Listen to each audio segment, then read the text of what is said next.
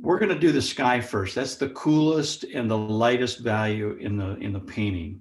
And so what I'm going to do, I think I have told some of you, I use predominantly a couple of flats, and then I have a few brushes that I use that I just blend with. They're rounds, they've got a nice point on them, but I use the whole brush to kind of soften edges. But it's predominantly these brushes that I use to just lay down as much paint as quickly as possible.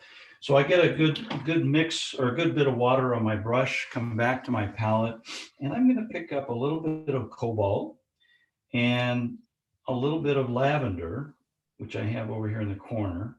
Mix these up, and then just a touch of quinacridone violet or quinacridone rose, and it just warms this up and takes the edge off of it, so it's not so bright.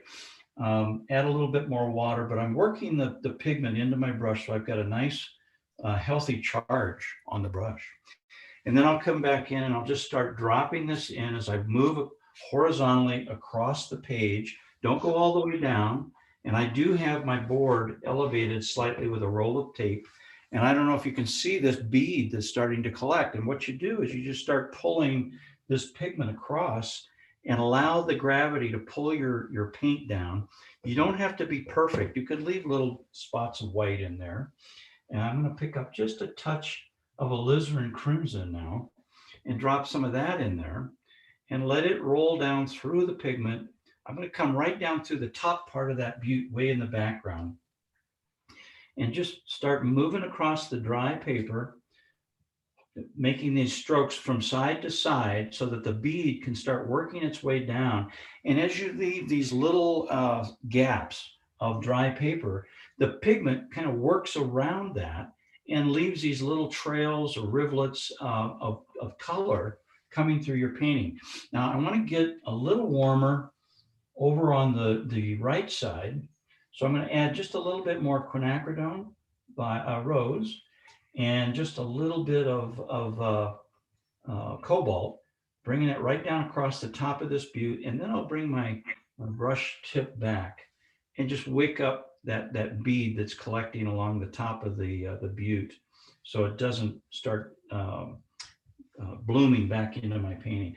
Now, as I come down on the other side of the painting, continue my way down on the left side of this big butte, I want to get that as I get closer to the horizon, I'm going to add a little bit of my Wand Brilliant #1, which is a kind of a creamy color, and just allow that to mix with that lavender. So we get just a little bit of warmth as it gets towards the horizon. Add just a touch of pink in there, and I'm going to work my brush sideways in between these fingers that are sticking up that are part of the characteristic butte that you see in the Southwest. And again, I wipe my brush off on a rag, and I come back and use the corner of my brush to wick up that excess bead of water that's collecting right at the horizon. But then I'm going to come back and continue, this time maybe introduce just a touch of yellow ochre. And you see how that just kind of warms the sky up a little bit.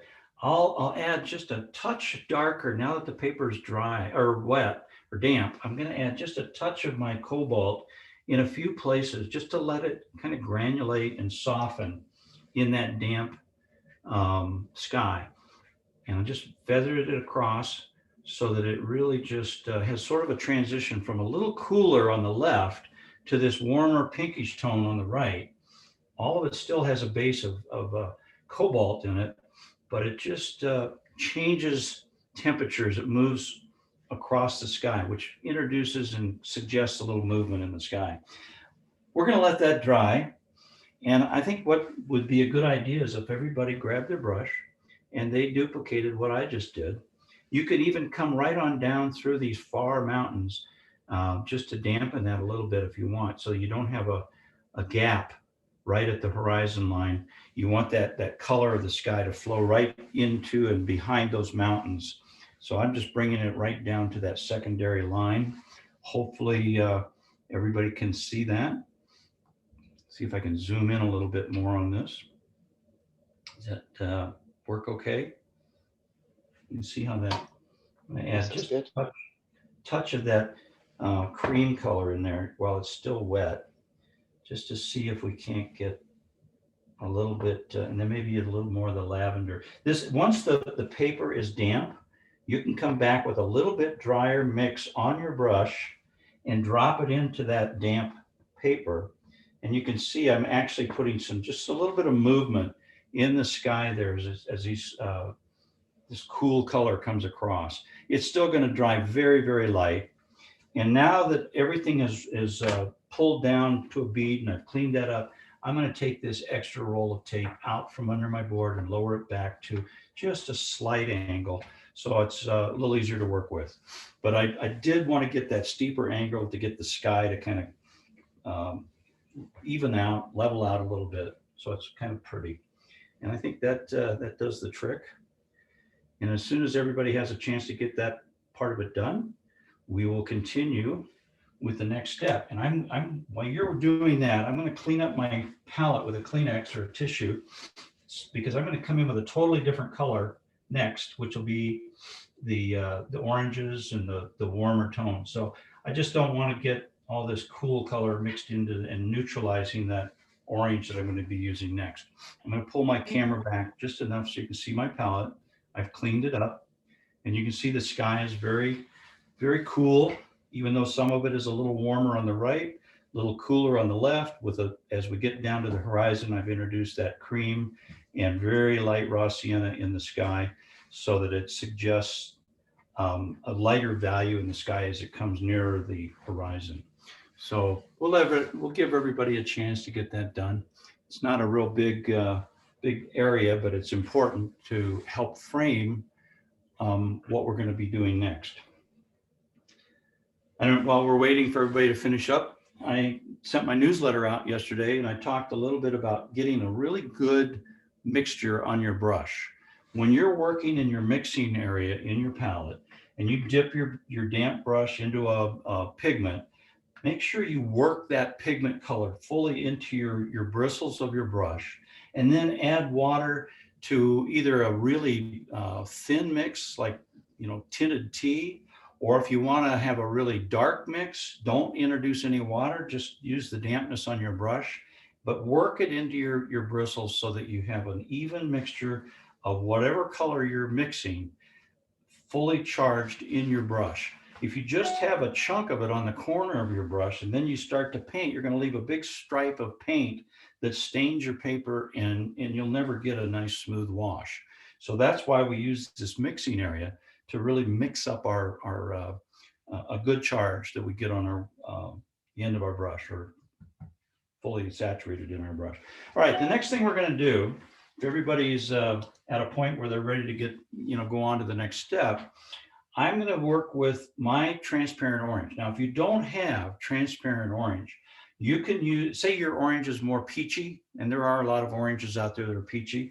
I would add a touch of warm red to it, just so it moves more towards the warm orangey reddish tint. But we want to keep this next big area that a big shape that we're going to paint pretty light in value. So I'm going to use a little bit bigger brush. I'm going to use this brush, and I'm going to start with my orange and get a mixture of that in my mixing area. I'm going to add just a little bit of New Gamboge. What that does, it just lightens it a little bit. You can see it actually brightens it. I'm going to add water to that. I'm just shoveling in water into my mixing area. And I want to make sure I've got plenty of paint, because I'm going to do this entire middle section of the painting in this color. But this is going to be my lightest value of the earth tones that we do. So I've got to have plenty of water in this mixture. I'm purposely not going to paint my fingers that are going up because the sky is still wet. But I am going to come in and just come across underneath it. And you can see how having a wide brush like this really helps lay down that color very fast. I'm going to come right into my foreground, and I'm going to actually have to mix up more paint because I use so much water and pigment. And I'm just going to leave a little bit of white around the edges of this butte so that it doesn't bleed into your sky at this point. But then just keep coming across this big butte And here you can go right up into the cap of the mountaintop. If some of it bleeds up into the sky, so much better. It looks like my sky is already dry, so I'm not going to worry about it. But you're just coming all the way across that where you brought the sky down into that plateau cap, and we're just going to tint and put a glaze over this entire section of the painting. And there you go. Now, if your sky is wet, at some point we're going to come back to the top edge of this ridge and maybe just suggest a little bit of the tint up in the base of the fingers. And then I'm going to clean my brush. I'm going to squeeze with my fingers, just squeeze all the water out of it. And I'm just going to come across the bottom edge of this and just feather this down very pale and just blend it right into my foreground. You see what I'm doing? I'm just kind of going in X shapes, and I'm using just a slightly damp dry brush and pulling this down into that foreground. Somehow I got a big bloom going on here, so I'm just going to come back. That's wet. I'm just going to drop a little bit more orange in there. And we're going to come back and darken a lot of this, but I want to maintain my brightest, lightest area. And so now I'm going to pick up a little bit of red and a little bit more orange. And I'm going to come down with all this while it's wet and just drop this in here very loose. And it's wet, so when it dries, it will be a lot softer and a lot lighter, but it just gives it the little bit redder tint. And that's what I'm after. But I wanted to get some of this lighter, warmer, kind of gamboge, Indian yellow orange in there as a base color. So let's go ahead and get all this done. And I'll give you plenty of time to do this, okay? Here you go. I'm going to clean my brush, and we will open the floor to any questions, but I want to have everybody painting at this point. This is the fun part, just laying in this color. Now that little bit of cream that I put in the sky, it's almost like an echo of some of these base colors that are in the buttes. And it's a pretty normal phenomenon to see some of the ground color bounce up into the sky. The human eye doesn't really appreciate that or notice that. It just feels comfortable. But when we do it in a painting, it ties everything together.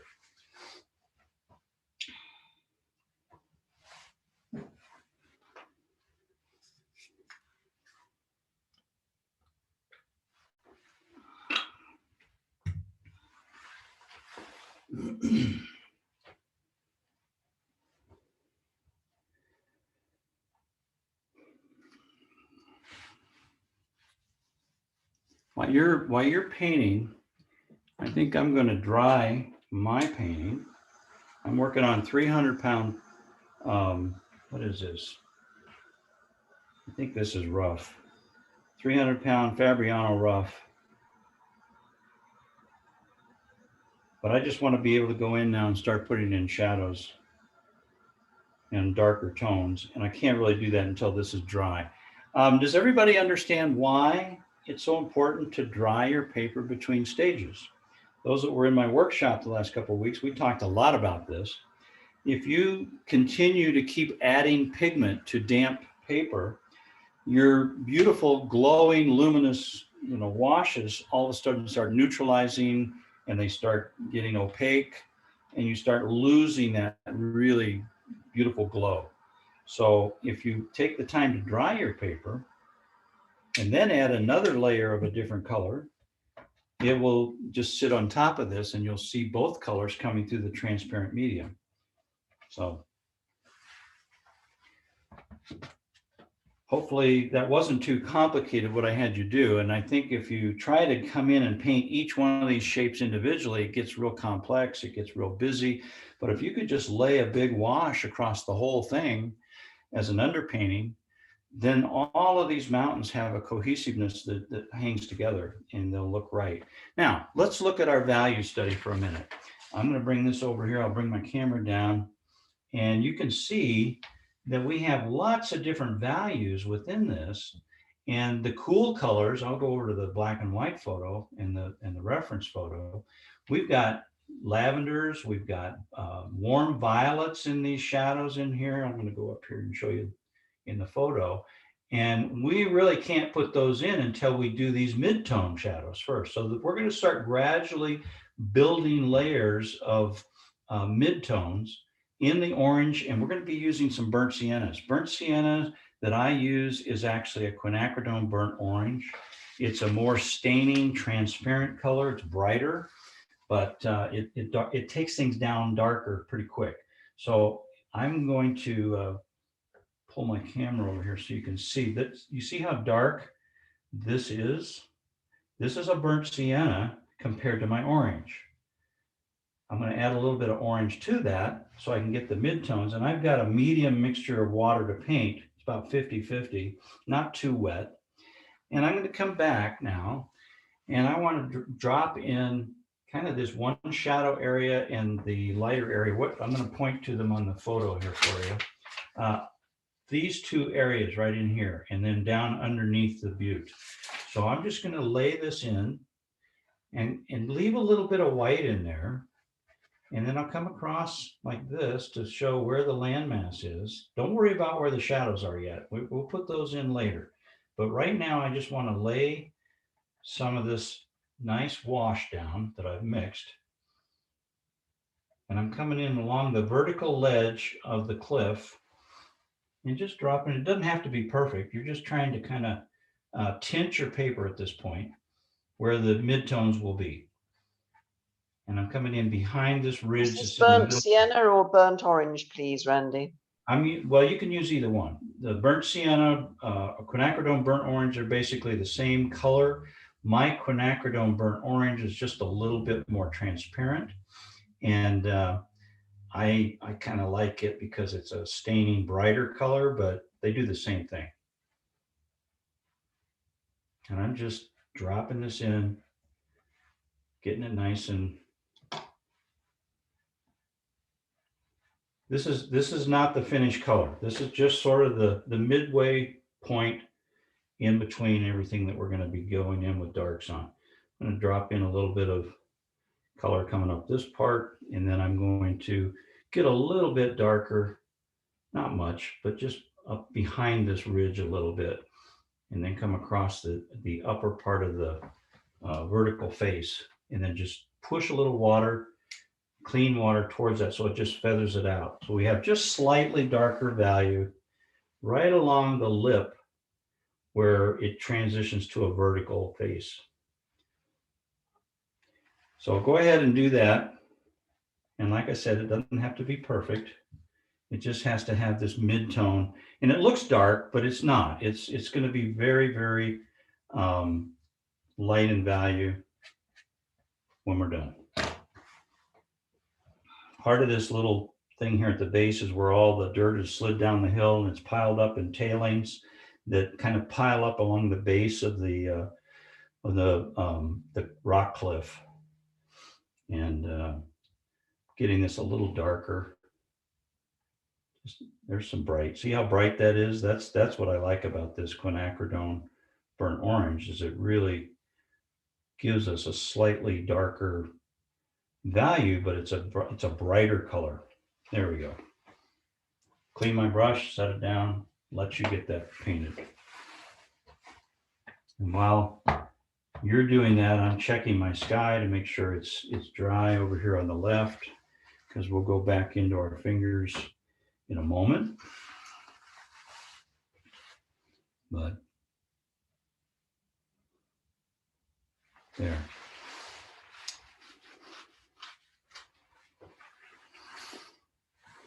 What's happening is this damp area is pulling pigment down. So I'm taking a round and I'm going to soften this little area where I'm getting a dry line. And I don't want to pick up much pigment, but I just don't want it to have a nice hard edge where it dries. So I'm just softening that. All right.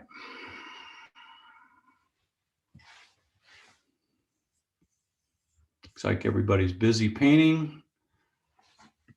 There'll be plenty of time to do this.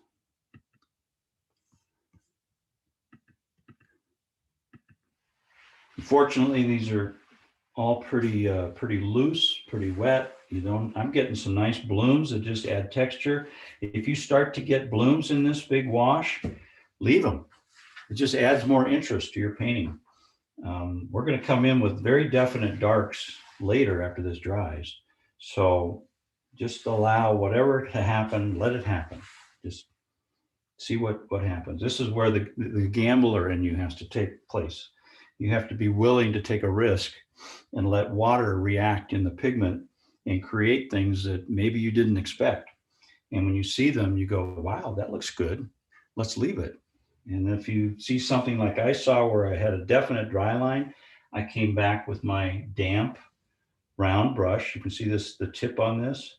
And I just kind of feathered and tickled the edge of that to blend it into this face. So it didn't, because this is my brightest face right here on the left of this big rock cliff that is getting light from over here, from off the page. The sun is shining from left to right behind this giant butte that's in our center of interest. So that rock face that we see that's just to the right of our big chimney rock, we're going to see a brighter area right here where my pointer is, and everything else tends to fall more in shadow as we go off to the right. So let's, if everybody is getting close to being done with that, we're going to transition to just a little Just got bit one later. question, please, Randy. Sure. What's the question? Is the quinacridone burnt orange on its own or mixed with anything? It started on its own, and I threw in a little bit of the orange that I had, but it's pretty much just on its own. Had a lot of water in it so that it would go like a glaze across this surface. But I'm getting, now that because there was so much water in it, I'm starting to get some blooms, and being more sedimentary, if you're using raw sienna, you're going to see some beautiful textures appear with that when that water reacts with the darker pigment. I'm going to go to our little 3 fingers off to the left next. And what I'll probably use my smaller round, get it wet and show you. This is the smaller one that I'm going to use. And it's a synthetic round. It's got a nice point on it. But I want to use this size brush to be able to get in and add some mid-tone oranges into these 3 fingers. I want the tops of these rocks to really feel fairly bright going right through the horizon line.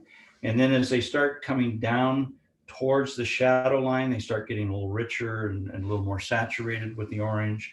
And then as they poke up against that really light valued sky, they're going to become more silhouetted. We're going to see a little bit darker shadows on the shadow side of these rocks, which makes them more identifiable, more visible off in the distance. So I'll use this brush. I'm going to get some of that rich quinacridone burnt orange. Let me pull my camera back so you can see what I'm doing here. I'm mixing up a nice bit of this burnt orange that's like a burnt sienna. And then I'm going to get some ultramarine and add to that. Just a little bit of ultramarine. See how that takes that down in value? And my mixing area is pretty dry. There's not a lot of water here. By not having a lot of water in this particular mixing area, my paint is a little oilier, and consequently, it's going to stay a little darker when it dries. So let's come back to my painting, and I'm going to start up at the top, and I want to just really put some nice darks along the right edge of these fingers coming down. And this is the shadow side of these little chimney rocks that are sticking up. I'm going to kind of dip my brush in water, wipe it off. But what I've done is I've just now created kind of a mid-tone, and I might pick up a brighter orange, just the orange, no burnt sienna, and come down towards the bottom of these rocks into the shadow areas. Clean my brush, And I'm going to get a nice soft transition between where I put the orange and where it goes up into the sky. And I'm just going to tickle that dark that I put on there with a little bit of a damp brush. Go back and pick up a little more dark and go right up against the dry part of the paper where the sky is and come down the side of these guys. And I'm going to pick up a little bit more ultramarine. That's going to really take this to a nice dark place. I'm not getting it wet. I'm keeping it dry, but you can see your shadows don't have to be exactly the same amount of blue or burnt sienna up and down.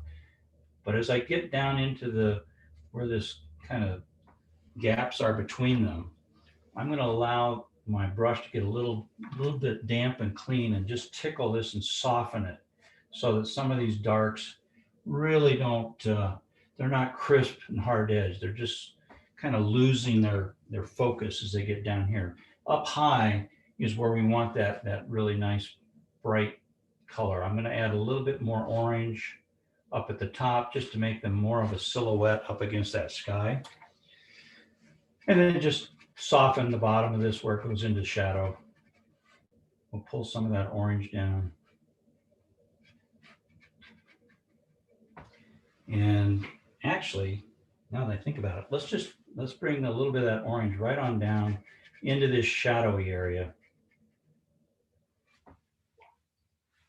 And then just feather it away. You see how that has a transition from a nice bright orange on these fingers. And then as I get down towards where the shadow line is right in here, I just feather it away. And we'll glaze over that with a really bright, warm violet and blue mixture later after this all dries. Okay, let you do that. That's already starting to look pretty dramatic against that lighter sky.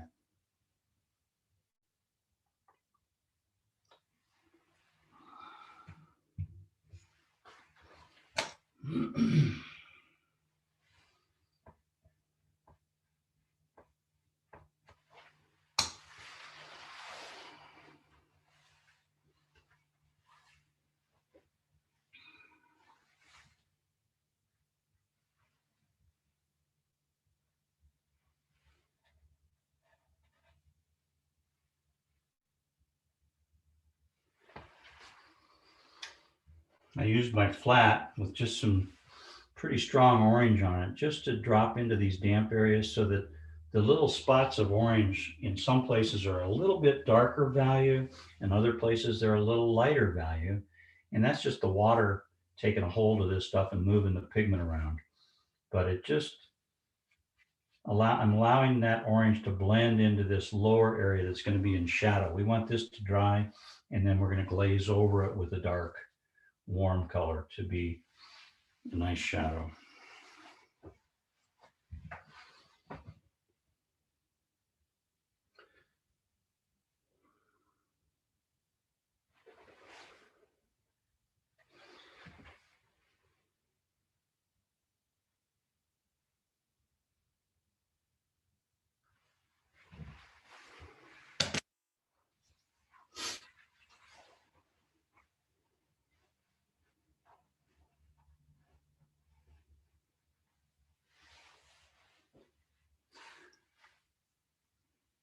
How are we doing? Everybody got their 3 fingers are pretty well done? Everyone still looks quite hard at it. Hard at work, okay.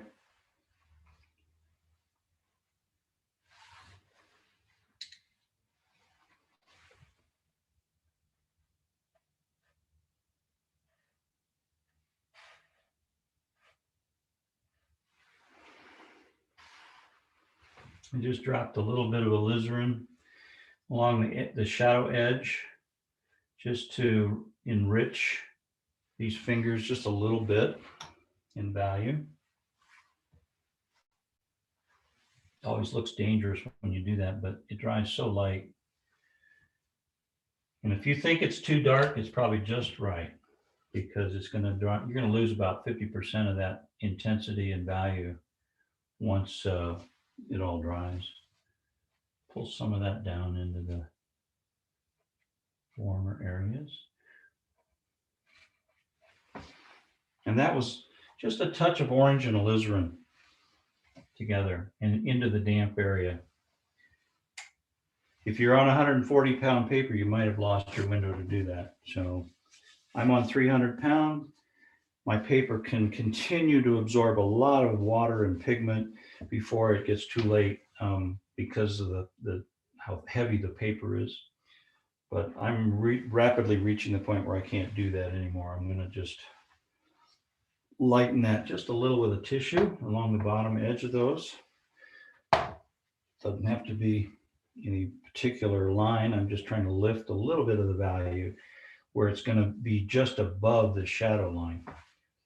And I put a shadow, just gave myself a little indication of where that shadow is going to be beneath those three fingers, maybe an inch down.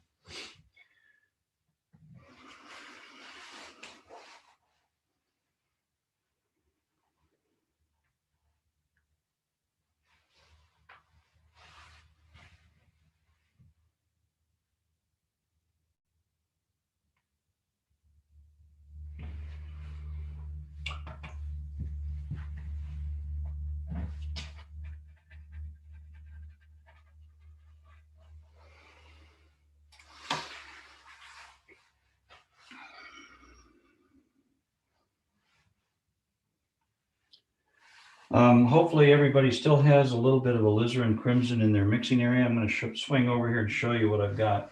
I have just a little bit of alizarin, and I mixed just a little corner of orange on the corner of my brush. You can see there's just a little bit of orange on the tip of that. Work it all into that alizarin.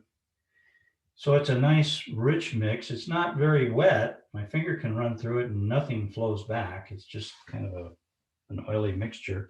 But I'm going to use this big brush and just come kind of across the top of this vertical face and bring part of this down. Clean my brush, get all that off, wipe it off on a tissue, and just soften this as it comes down. It's all we're doing is just trying to create a little bit of a transition from the top, where it's rounded on the top of the plateau, down across this face. And I just didn't want it to be so bright that it upstaged what's going to be in front of it, which is this chimney rock here. So that's why the alizarin crimson. It's still going to be bright, but it knocks down some of the intensity. So there you go. We'll leave that kind of as is. And I did leave a little bit of lighter value just before you touch the chimney rock, because when we put the shadow on the backside of the chimney rock, that's going to bring it forward. And we'll feel like that big plateau is receding back into the middle ground behind it. So go ahead and just touch that up a little bit. So you've got just a little bit of value right up in this upper left area of the plateau rock face. And I think, get my camera positioned so that you can actually see what I was talking about.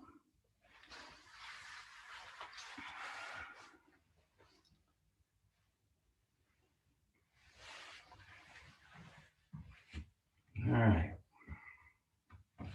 While we're thinking about that, again, using a flat, I'm going to get a little bit of water on it. Some of this wetter quinacridone burnt orange and some of this, and mix it in with this alizarin and orange. Add water to it, so it's just a glaze. And I'm going to just basically come along the edge of, now that my sky is dry, I can kind of really bring this color right out to the edge of this nice chimney rock and glaze over it and just pull this straight down into the base of this chimney, like so. And you don't need to just kind of push the brush strokes down. You can leave little light areas. It doesn't matter. It doesn't have to be perfect. What you're trying to do is just tint this a little bit more, just to give it a little stronger orange. And now I'm going to bring in just a touch of orange in the middle here. While this is wet, this is very dry orange. I'm just dipping my edge of my brush, going into a dry area in my mixing well. and just dropping a little bit, leaving these lighter values between it. And you can see it just feathers and softens and feathers out. But that's going to leave this nice and kind of brighter and with very soft edges. And the lighter areas are what we painted in there before. So now you've got some nice irregular things happening here in the foreground that will glaze over later. But it's starting to build up texture is what we're doing. We'll let that dry and let you finish up painting that.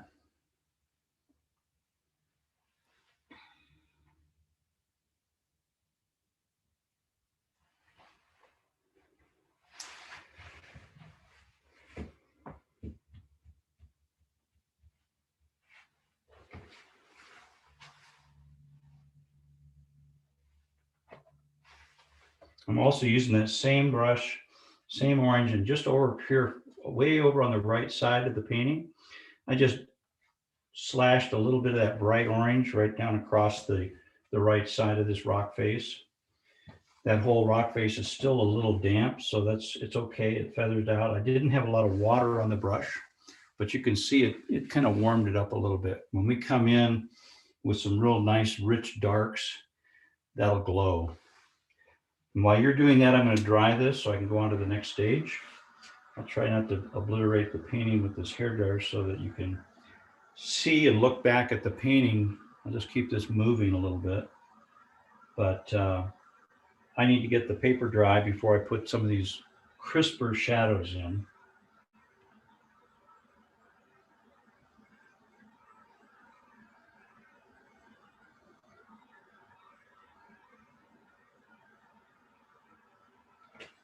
As I dry this, the whole painting starts getting lighter and lighter, which is to be expected.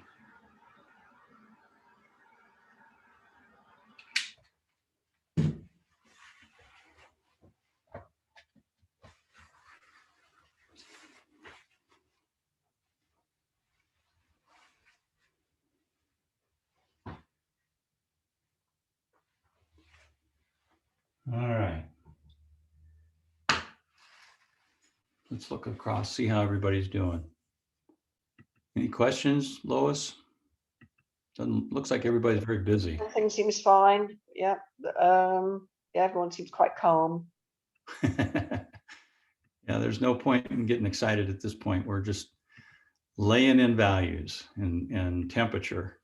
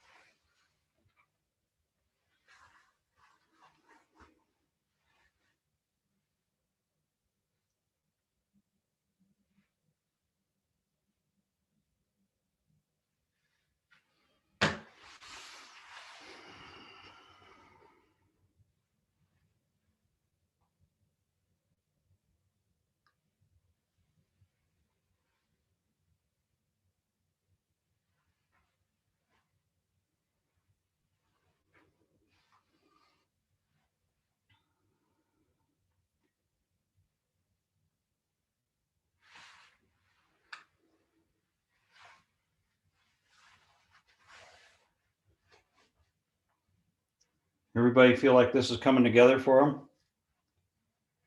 Anybody feels like they're having a challenge, pipe up or sound off so I can offer some thoughts.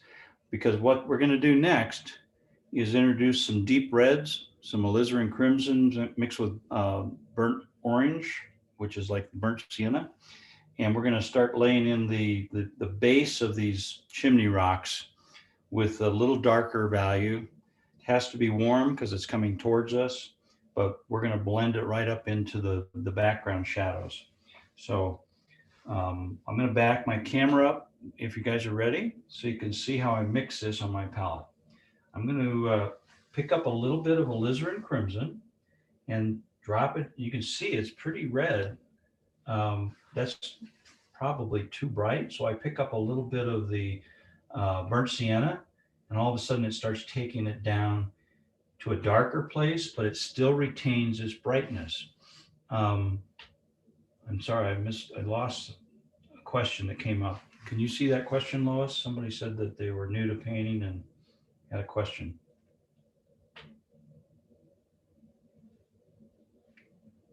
All right. Anyway, my paper, I mean, my paint in my mixing well is not real wet. There's enough water in my brush to get this to flow off the brush, but it's pretty, it's not sloppy wet. It's a nice mixture. I'd say about 60% pigment, 40% water, and not a lot of water. It's mostly just pigment with enough water to lubricate the brush. Okay, now as I come back to my painting, you remember I said I gave myself sort of a guideline, just a dotted line in here below the fingers, the three fingers. I don't go right up to the gaps between them. I stay down below. And I'm going to drop in this color and come in behind in this middle area and just give it a really rich, dark, reddish tint. And then start pulling with a little bit of water, pulling that right into the base of this other forward chimney rock. Can you say what the alizarin was mixed with, please, Randy? It's alizarin crimson and burnt sienna, and not real wet. It's mostly a lot of pigment, maybe 60, 65% pigment, 35, 40% water. And as we get over here to the other side, I'm going to go back and get a little darker. And I've already got my paper slightly damp here in the foreground. So as I apply this drier, darker mix of alizarin crimson and burnt sienna, it starts feeling a little darker here. And then I'm just going to take my brush and just pull this right up into this back area and go up to about where I had the dirt coming down the side of that mountain. And if some of this damp area happens to touch this back side of the slope, that's okay. It may soften just a little bit, but we're still going to feel that transition of lighter value here in the mid-tone in the middle area and richer, brighter colors here in the immediate foreground.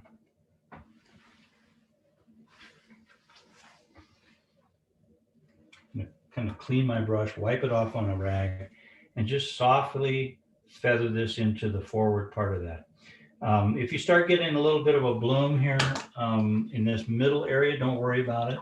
We're going to be glazing over that with a really bright violet. But right now, I'm taking my small round. I've wiped most of the water off on a tissue, and I'm going to come in and just tickle the edge, the top edge of this shadow line. So it just softens it slightly. I'm not pulling it up into the dry area, but I'm just softening it so it's a little bit out of focus. It's not a real defined transition. And I might completely dry this round and just kind of twist it a little bit in a couple places so it feels like we're getting maybe some variation in the intensity at the edge of that cast shadow. See how that, zoom in on this. See how that just kind of lightens it a little bit right in here. And I did that by just twisting a slightly damp brush. I wiped all the water off of it. And you can come back in and soften these shadows and these edges just by tickling or using the whole shoulder of this brush and just kind of twist it a little bit. And you'll end up almost losing some of that edge. We feel it there. We kind of see the value change, but we don't necessarily need to see a completely hard edge transition. And that's how I've just treated this. When we come back with a really dark colors over the top of this, none of this is going to matter. It's just, it's a red color that's going to come through the shadows. See if I can bring this back without messing things up here for you. Okay, there you go. And I want to do the same with softening the transition of this reddish shadow where it goes up into the side of this butte. I'm going to take darker pigment and start pulling that up just with this round. And I'm not really trying to completely paint in my shadow yet. I'm just dropping in some undertones of red. But I do have my shadows defined with pencil, so I know approximately where they're going to be. And you can see what I've done. I've just warmed the backside up with this alizarin crimson and just brought it down into the base of this rock or chimney rock. There you go. We'll leave it at that. I'll let you guys finish that up. Leave my camera so you can see what I've done. We've laid on a lot of paint in a very short amount of time because we haven't tried to be too careful. I think what happens is people see a painting this size, covering this much territory, and they start off with a small brush and they start painting little sections of the painting, and they get so isolated and it dries, and all of a sudden the painting gets real busy. But if you can lay these big shapes in first with a big brush, and then come back and enrich those with either warmer or cooler values, you're going to be able to cover a lot of painting in a very short amount of time and create a pretty effective impression. So as far as I'm concerned, we've got a nice start here. I am looking at where I brought some of this down here, and it's going to dry with a hard edge. So I'm going to clean my flat brush, wipe all the water off of it, and just pull some of this color down into my immediate foreground so that it just sort of softens that transition, because I'm going to come in with a lot of very dramatic stuff in our immediate foreground field that's closer to the viewer. And I just don't want to have too defined of an edge all the way across. So we'll just soften that a little bit. Looks kind of sloppy now with where you see these brush strokes, but it won't when we're done. So now let your paper dry once you've got this this done to this point. And then we're going to switch gears and go back to our very far distant mountain range. And to do that, I want to clean an area in my mixing palette so I can mix up a couple of these kind of sky colors, but a little bit darker value. And I couldn't do this while the sky was wet, because then I wouldn't have a crisp mountain range along the skyline. So you have to kind of take the painting in stages. So I'll take a tissue and I'll pick an area down here where I have my lavender in my palette. Let me back up so you can see what I'm doing. I'm just going to take a dry tissue and kind of clean this up a little bit. So I have a nice area to mix a couple of these warm and cool colors for that mountain range. And while I'm getting this all cleaned up, you can continue doing your laying in your warms. And I'll just hold there for a while until everybody gets that done, okay?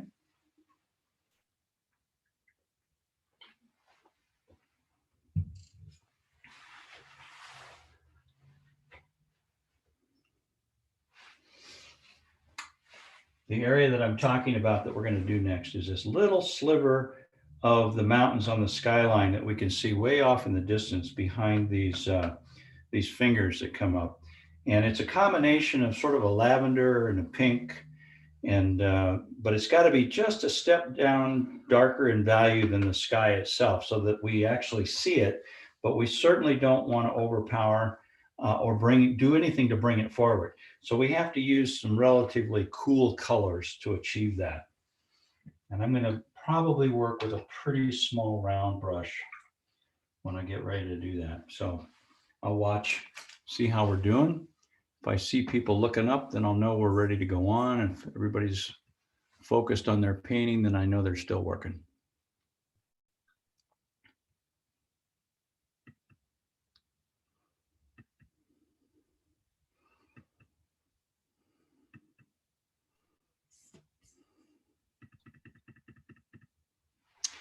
All right.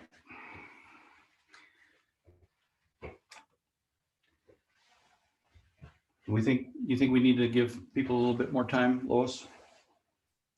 I need some time. Okay, well, we'll give you another couple minutes here to finish all this alizarin crimson in the foreground that's got a little bit of burnt sienna in it. But you can see that alizarin crimson really brings things forward with a strong red warmth. We'll tone this down once it's dry when we glaze over the top of it with other colors, but you've got to have this warmth underneath to really make this whole thing glow in the shadows. And I'm using my heat gun here to just get this dry while everybody's finishing up.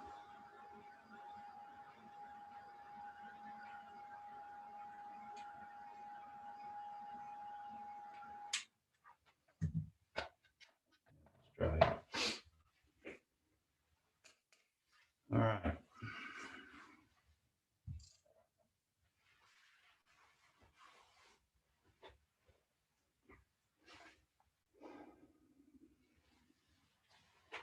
All right, I think what I'm going to do is have you look at my mixing well, and I'm going to take a little bit of this lavender, add just a touch of cobalt to that, and then a touch of quinacridone rose, and it just kind of warms it up. I think if you use alizarin crimson, it's going to be too strong, but I'm not trying to get anything that's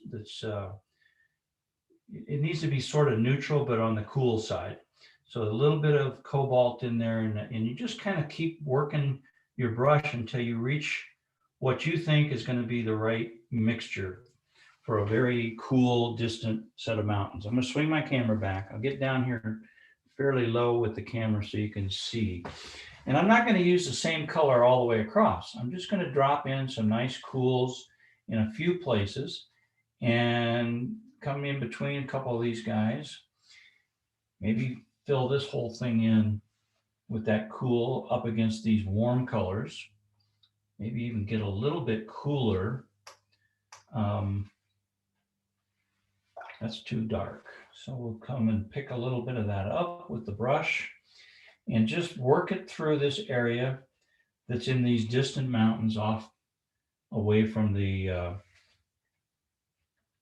what do you call it, off in the distance. And now I'm going to just drop in a little bit of pink and a little bit of this one brilliant number 1, which is sort of a creamy color, and we'll just kind of work our way across so that we get variety and value. We have just some subtle warm areas, we have some subtle cool areas, but it just sort of is lots of different values and warms and cools within this distant mountain range. So it feels like there's terrain, there's ravines, there's ridges on these mountains, and we don't have to get too detailed. It's just the human eye will pick all that up and make its own decisions about what it's seeing. And I'm just dropping in a little bit more lavender in a couple places. And I think that may be all we have to do. We'll let that water move the paint around by itself.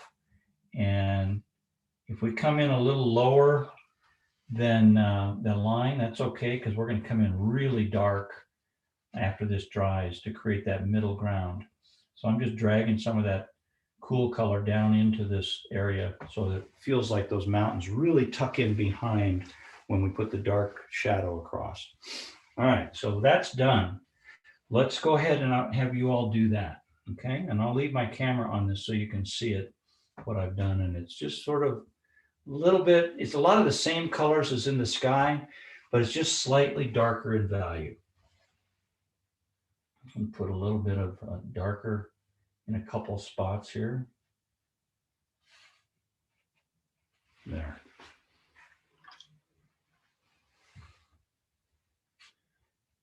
And that's going to dry with a lot of variation in it.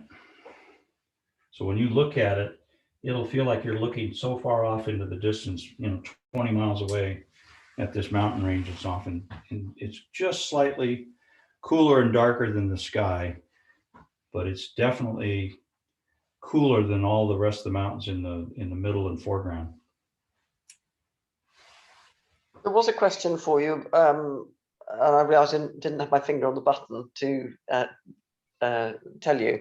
But about the paper, someone was asking, is rough paper better for landscapes? Not necessarily. I like the cold press. I don't like a lot of the rough paper for some of these paintings that we do on Zoom, but I do like the Fabriano rough. The paint slides across it pretty nicely, and it's got a little bit more pronounced hills and valleys in it, or tooth, and so you can get more texture in it. But any of the like a Fabriano cold press, a Saunders cold press.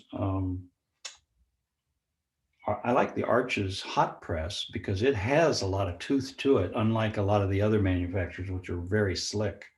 For landscapes, I don't like a real slick paper, but this is working fine. So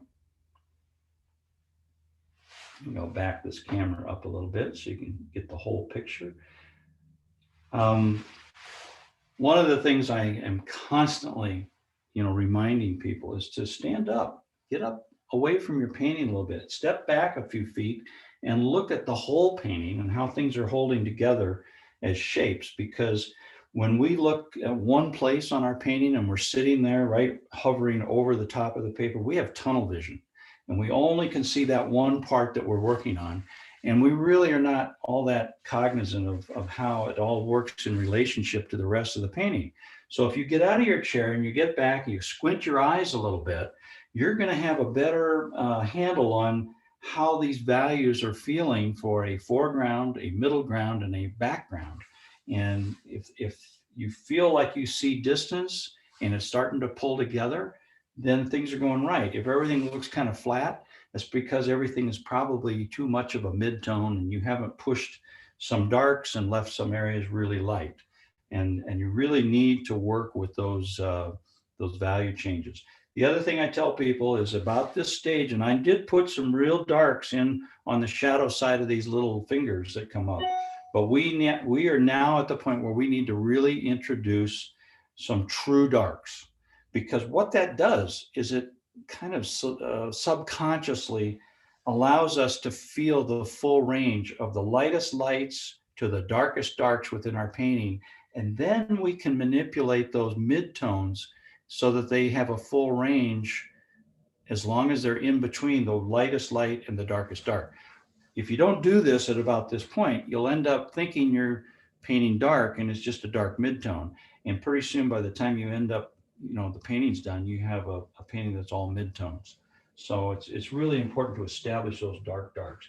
To do that, I'm going to take my mid-size round and I'm going to mix up that really key shadow that comes down the side of this chimney rock that's my center of interest. That is the darkest dark in my painting. The one that's over here behind this ridge that's in shadow will also be a dark, but I want that to be very cool so that it recedes back. This dark that I'm going to put in for my shadow on the chimney rock, that's the center of our interest, has to be a warm dark, because warm comes forward, cool goes back, even in the darkest values.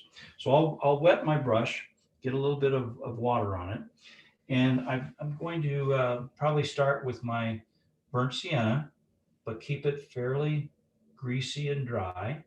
And then I'm going to go back into my ultramarine, see if I can get enough of that on my brush and keep it fairly dry.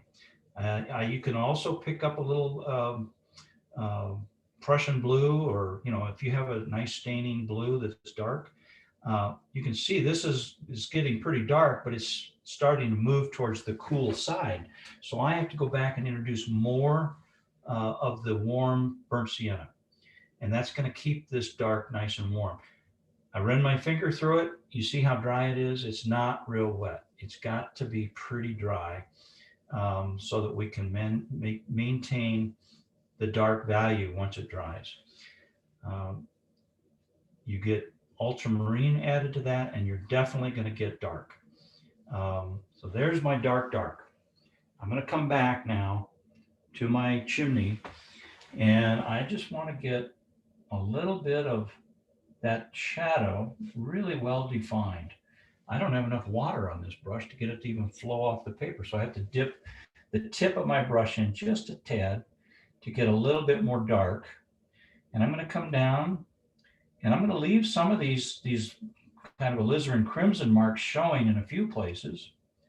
And I'm just going to take the whole brush stroke and start kind of coming down the side of this chimney rock, getting it nice and dark. I'll use the tip of my brush to tickle a few of these little crevices that are coming down the side of the rock. Don't need much, just a few here and there. We'll come back with some midtones and get some midtones in there. But for now, that's pretty much where you want to be. And I'm going to stop there and let you do that because this is a critical stage. And if you get too far ahead or you get too far behind, you're going to miss this. So go ahead and take this all the way down. You can pull this dark right down along the ridge of the mound of dirt that's in gravel and stuff that's fallen at the base of this thing.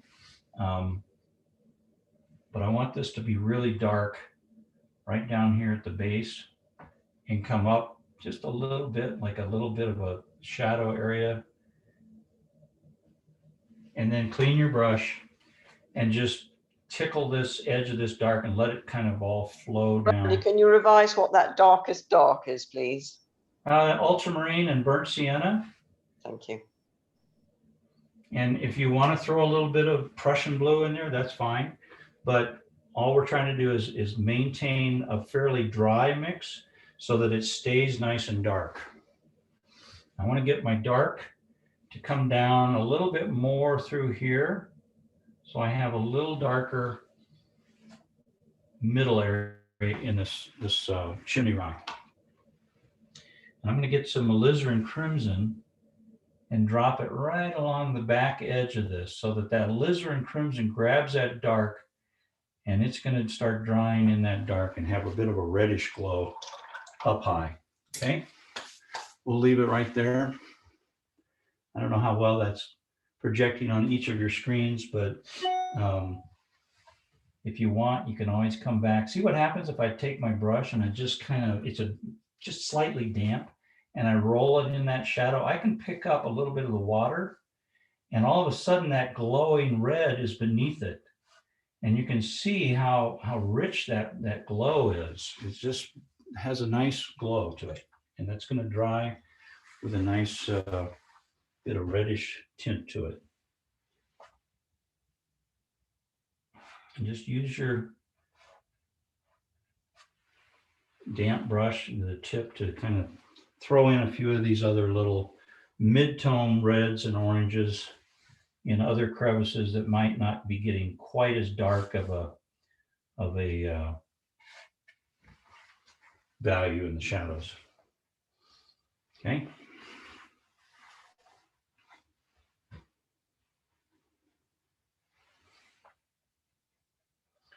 I'm softening the edges of a few of these shadows just so that they just kind of disappear. No.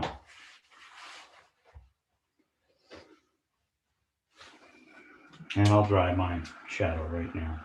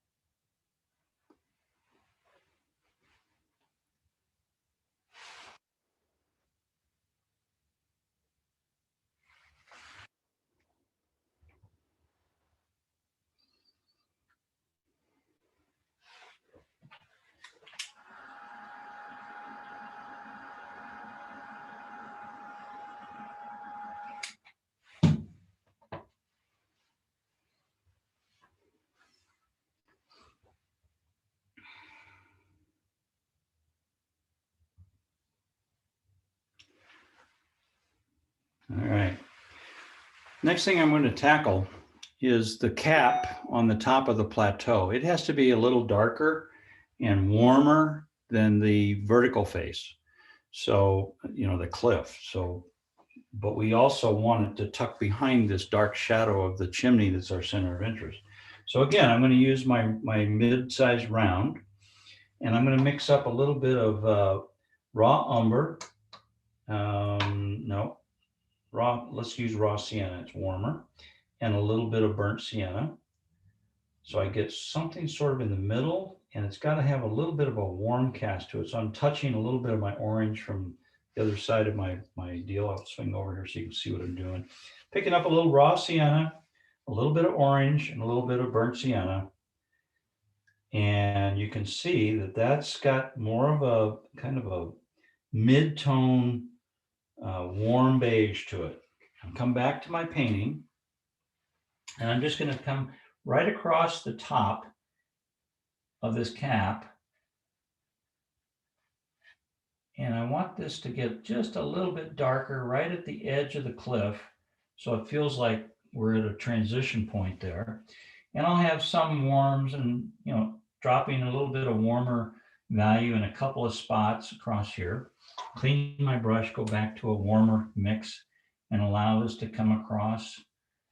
But I'm just kind of allowing some of this to feel a little bit darker than the cliff, but also a little bit warmer in spots. So as it comes across, and there might be a little bit of white here and there that just peeks along. But I'll pick up more raw sienna and a little bit of that dark from the shadow that's in my mixing well, and just drop that in a couple places. And you can see how all of a sudden it feels like we've got different amounts of terrain in here in a couple of spots. We got some darks up against the edge of the cliff, and then maybe drop in a little bit of that alizarin crimson in places just to warm it up. Leave it like that. Then we'll go back to our shadow that's now diluted with raw sienna. It's still wet. It's still darker. I'm going to drop a little bit of raw umber in there, and I can drop in to just a little area where I've got some shadows in a couple of places right along the edge of this cliff, bringing them down. We had some dark, we're going to go really dark in there, but I just wanted to put a few of these things right against that wet top shape so that it just has a softening effect. Maybe even drop in a little bit of what do you call it? Payne's gray, just to create some little divots in there.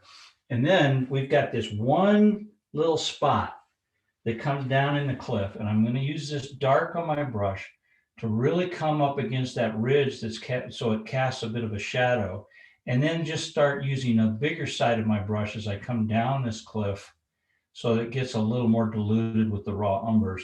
But as you go right up against the that edge, it's a little bit drier, a little bit darker, and we have all this variation within these darks that are part of this middle area that's really dark in the rock face.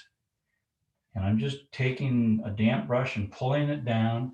And while I've got that coming down the side, I'm just going to mix up a lot of the junk that I have in my palette, from raw umber to the alizarin crimsons to the Payne's grays.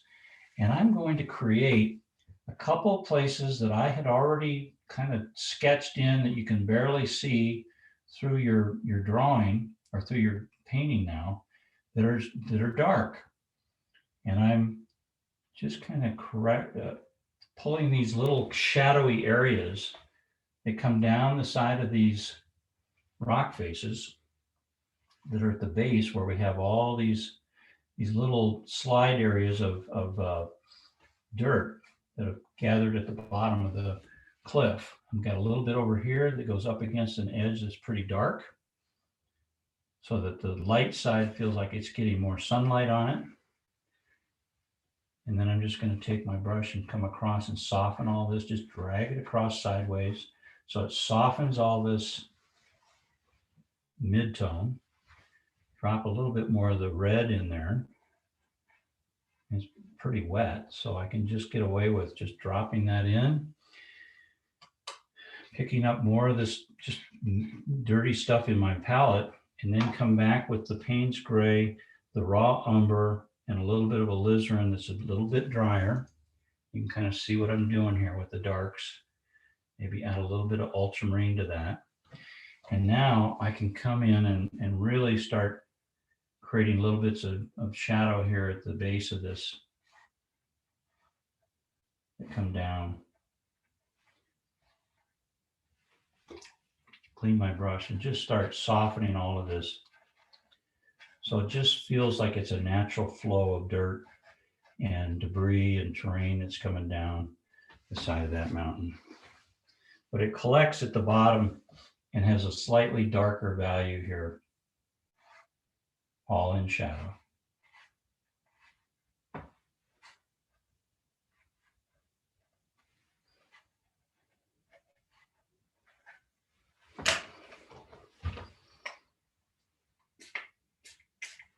All right, I'll pull back.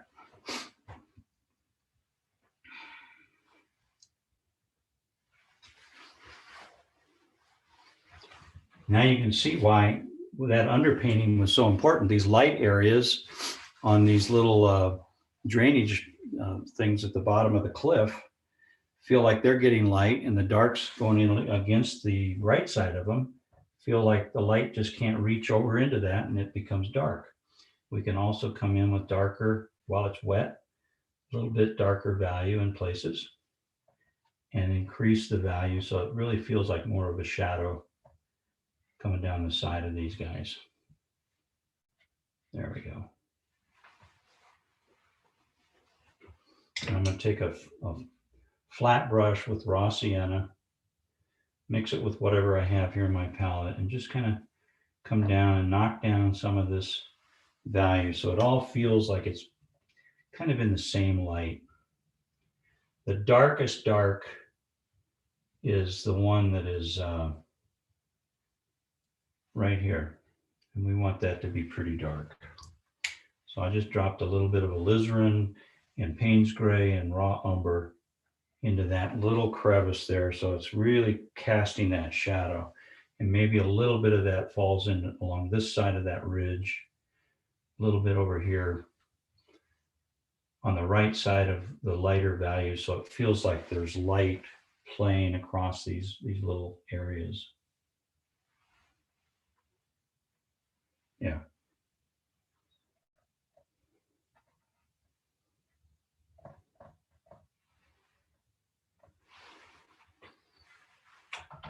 Clean my brush. I'll let you guys do that.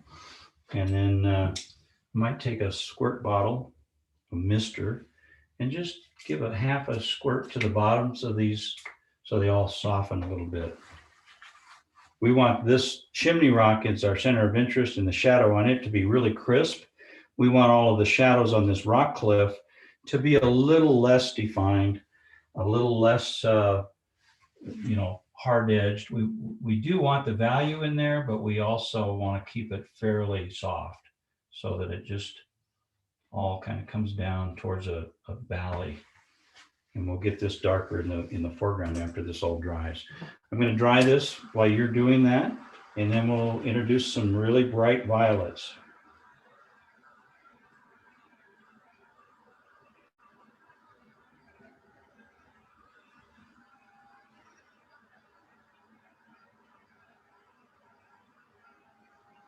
And when you get this done, be sure you get a hairdryer or something to dry this thoroughly, because when we glaze these other colors over, we want these base colors to really be established. We want the negative shapes of the lighter area that are catching the light from the sun to remain negative shapes that are visible even as we glaze across them. So you have to dry your paper pretty thoroughly. And if you're muted, just go ahead and use a hairdryer if you got one handy. And I think that'll be the ticket.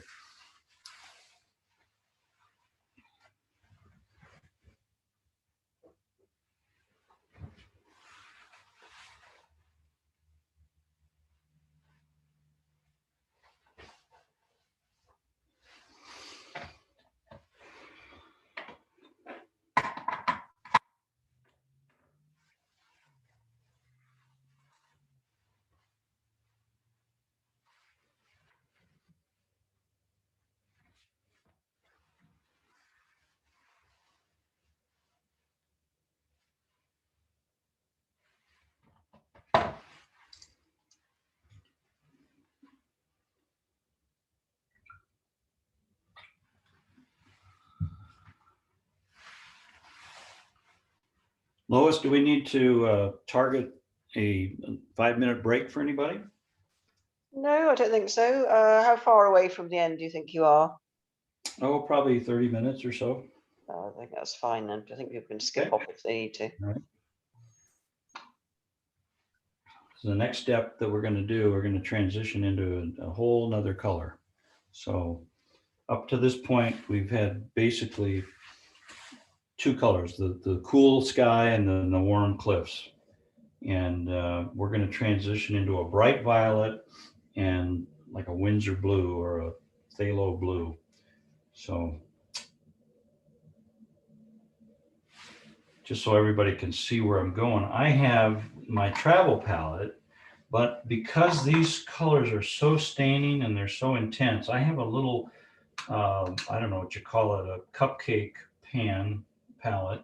And I've got some phthalo blue or Windsor blue here, and I've got some Holbein bright violet right here. You can also use Winsor Newton bright violet. Any of the bright violets are really very staining, very intense, very transparent, but they're beautiful color.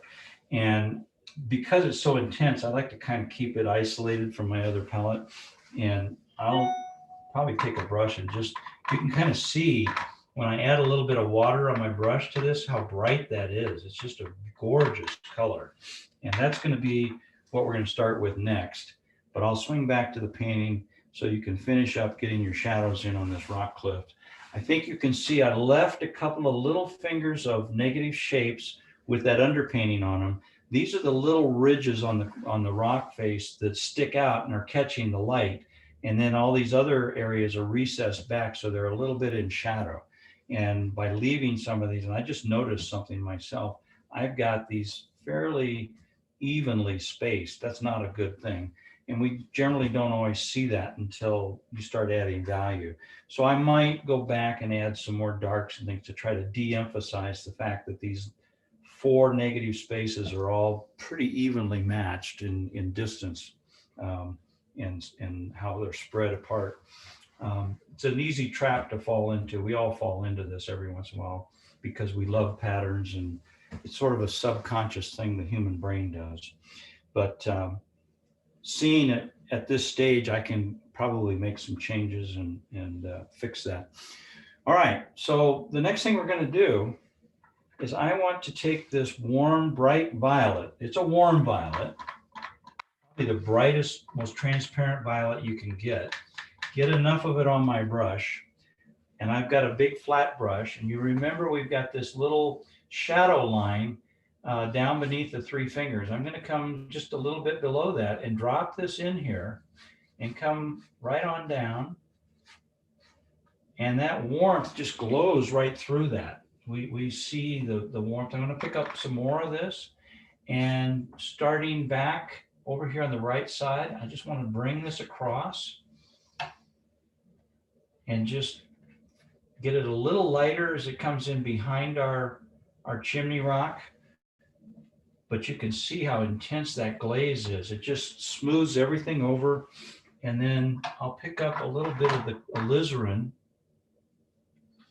and some burnt, or maybe some orange, some burnt orange, or transparent orange, I'm sorry, and mix up. Here, you can see what I'm doing. I'm mixing up a really warm batch here. And I'm just going to come in right across these shadows here in the foreground and glaze right over the little areas, and then just start adding water and feather this back and let a little bit of a damp brush touch that bright violet so it just softens where the two touch. The damp brush is touching that bright violet, but there's not a lot of pigment on it.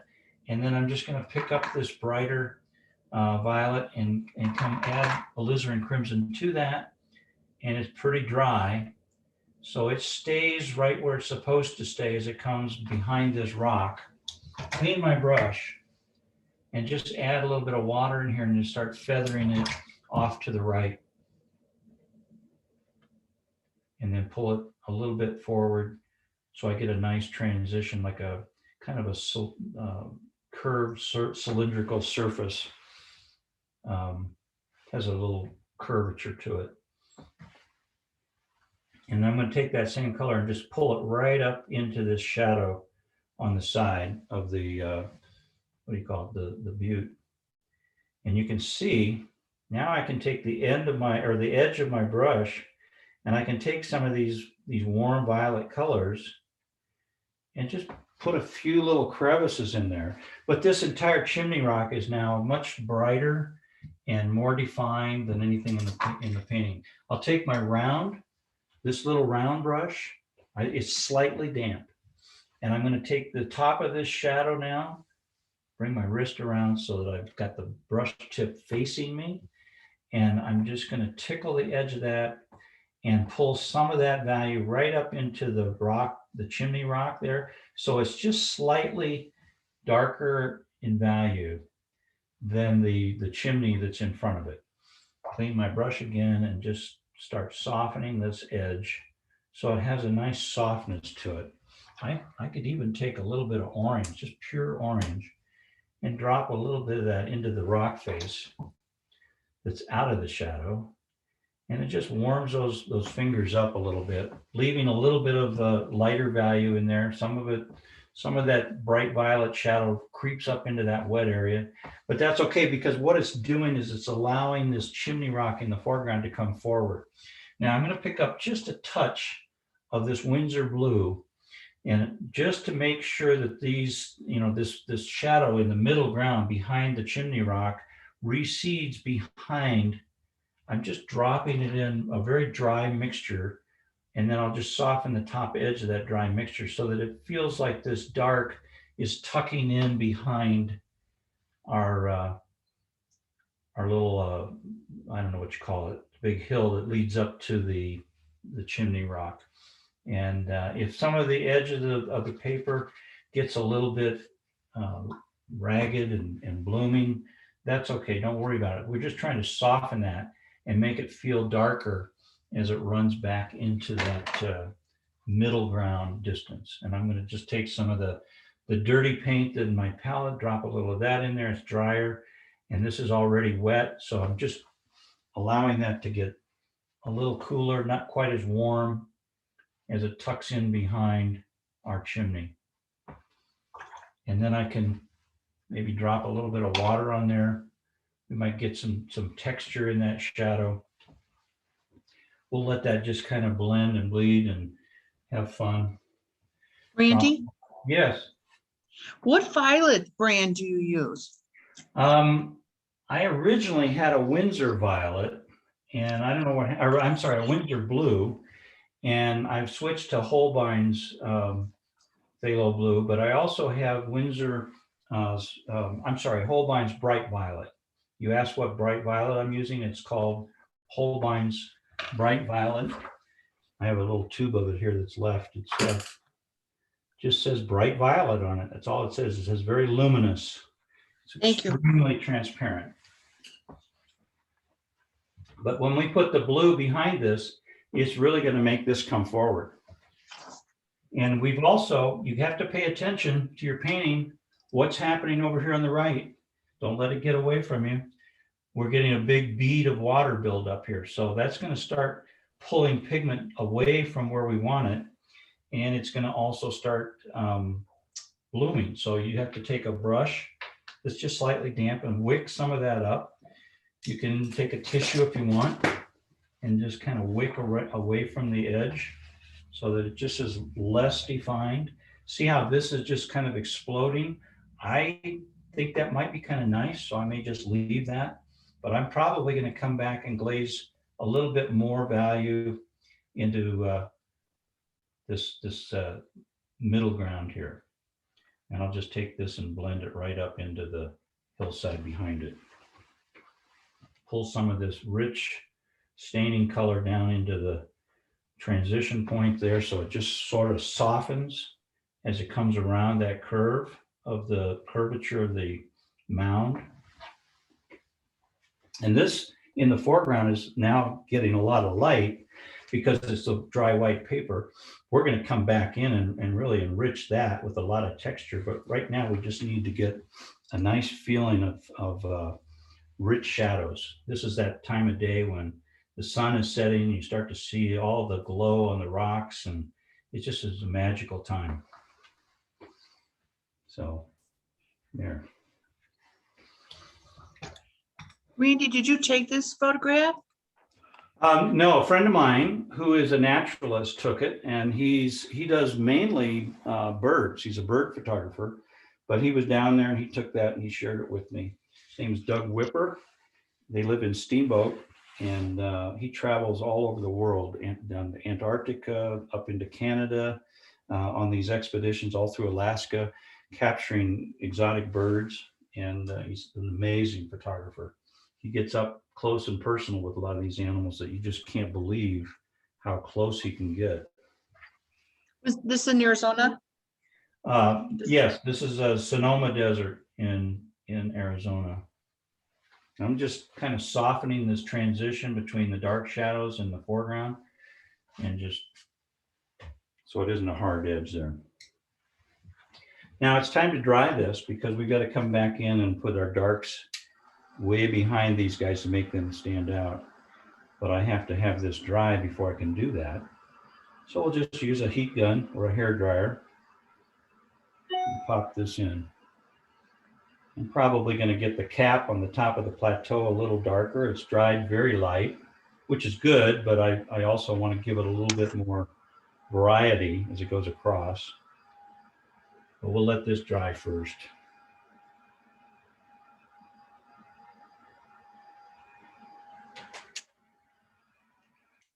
I may turn my hair dryer on so it's a little loud, but it goes pretty quick.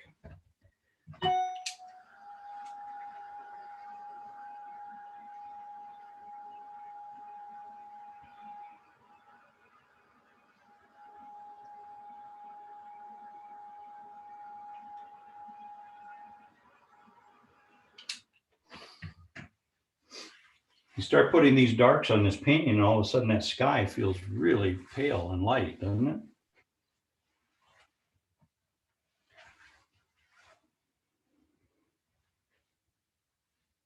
Now, I think we need to tone the right 2/3 of our plateau down. So I'm going to take a little bit of this this bright violet and mix it with a little bit of lavender, and maybe a little alizarin. I'm not sure. We'll see. I'm mixing up just kind of a glaze. Really, it's very wet.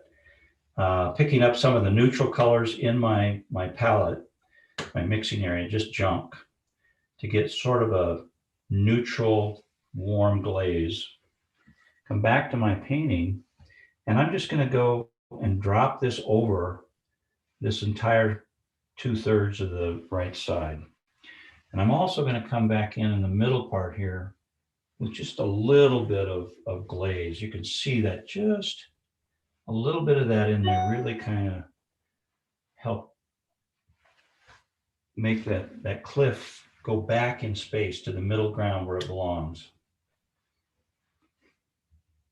Pull that back so you can see the whole painting. And we'll let that dry. Go ahead and do that.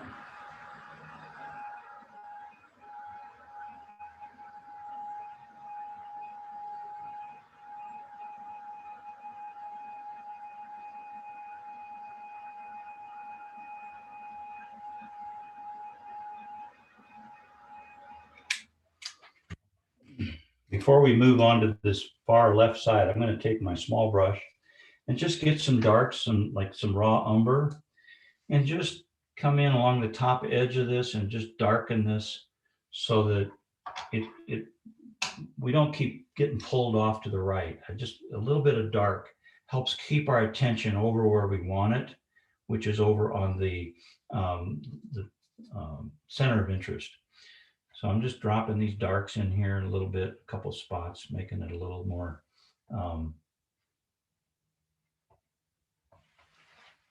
less defined, a little bit more lost in shadow. There we go. Take that and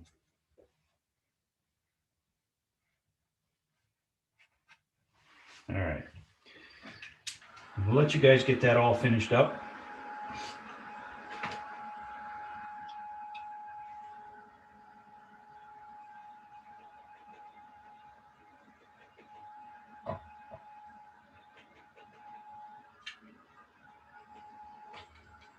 And this is where we get our flat with a what I call Windsor blue or phthalo blue. I'm going to bring this over so you can see what I'm doing here. This looks like a real black piece of paint, but when I put my brush and some water in this, you can see how rich and blue that is. It's a very transparent blue. Windsor blue is a red shade, but it's certainly not on the green side. It's more on the ultramarine side of blues, but it's a staining color. It is a true phthalo blue. So now I've got this on my brush, and I've got this ridge that's behind these guys. And this is why I'm using a flat. So I can come in here and very carefully kind of carve in around these buttes that I put in. And I can really define that ridge that's between us and that far mountain range. And I'll just bring this down. And then I'll clean my brush a little bit and pick up some of that bright violet. And I'm just going to drop a little of that bright violet down low into this really wet mixture of the phthalo blue. I'll come back and get some more phthalo blue on there. You know what? I think I'm going to go to a different brush because I've got three very small shapes. So rather than using a big flat, I'll go to this brush, which is just a round, and I can drop that rich blue color in there, right in between these guys. Come across that ridge, and I'm going to add a little bit of that red down in the bottom of this wet shape. That red, when I say red, it's a bright violet. That's what I'm using. You mix them together and you've got just a really dark, rich color. And the darkest dark is right up against this chimney rock so that the fingers stand out. The main stack here in the foreground stands out. And I'm just dropping in these darks right in this wet shape here. I'm going to come back in with a little bit more of the bright violet because this is still very wet. And if I drop that bright violet into these Windsor blue washes, it warms it up. And then I'm going to do the same thing over on the other side of the painting. I'll take some of this Windsor blue, and I want to bring parts of this right on across the ridge of this guy so it's in silhouette. And then I'll just clean my brush and pull that dark down towards the foreground negative shape. But you see how that just really separates and brings this thing closer to the viewer with this warm, bright violet and a little bit of that. Someone's asking what can you use instead of the phthalo blue because they don't have it. Probably you could use indigo, you could use Prussian blue, you could use ultramarine with some pink in it, or quinacridone rose, something like that, or even alizarin crimson. That would probably do the trick. Okay, I'm going to clean the edge of the tape up so this doesn't creep out. And I'll take my rigger, get a little bit of water on it, and maybe drop a little bit of texture in there. And then using my small round, I'll probably come back in and drag some of this blue right across the edge. So we just lose all that defined edge. We just can't quite see where it is. And I'm bringing a little bit of this blue right in along the edge of this cast shadow that's allowing these fingers to peek out. We'll leave it warm over here on the right, but right at the left side of this, I want this part of the cast shadow to be a little cooler, a little darker, And then I'm just feathering it down into this foreground area. Now you feel like that blue way in the distance is off, way far away. We can always kind of change the value a little bit by coming in with a damp round and just twisting it and allowing a little bit of the paper to kind of shine through just a bit. And it just alleviates the consistency of that dark. It has now got highlights, it's got darker areas. It feels more natural just because we're just twisting our brush a little bit and allowing some of that light to be in that shadow. I think that's good. Over here, we probably want to get a little more of this blue in here, but I want this to be dry first before we do that, so that we see this ridge going back in shadow. If we do this while it's wet, we're going to lose that altogether. So I'm going to let this completely dry.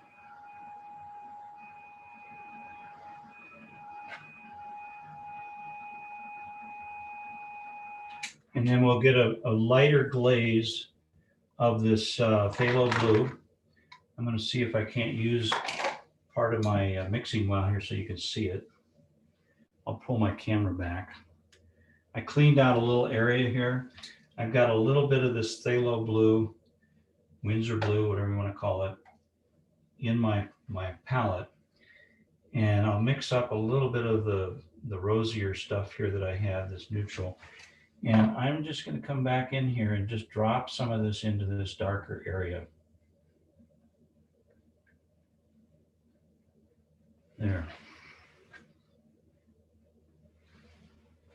We don't exactly see.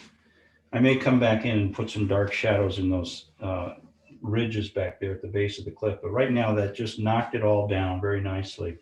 I'm going to come over here and pull some of this across, some of that wet blue, Windsor blue, into this foreground area. And we're ready to go into our foreground. So I'll let you finish up what I just did, and then we're going to focus on the foreground and we'll be done. So let me get this squared up so you can see it in the, there. How's that?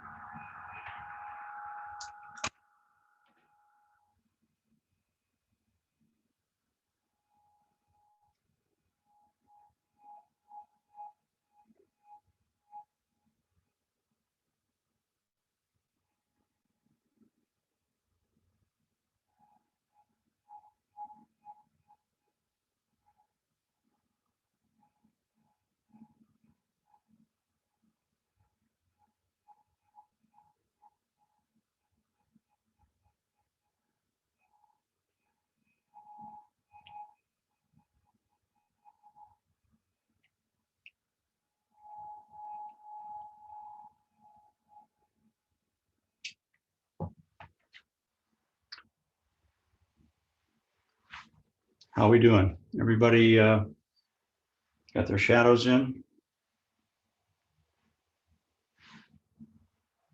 I think everybody's doing well. Working on it. We're going to transition to our foreground next. And that is a new color that we're going to introduce. I'm going to clean my mixing area out. So I'm ready to go with that.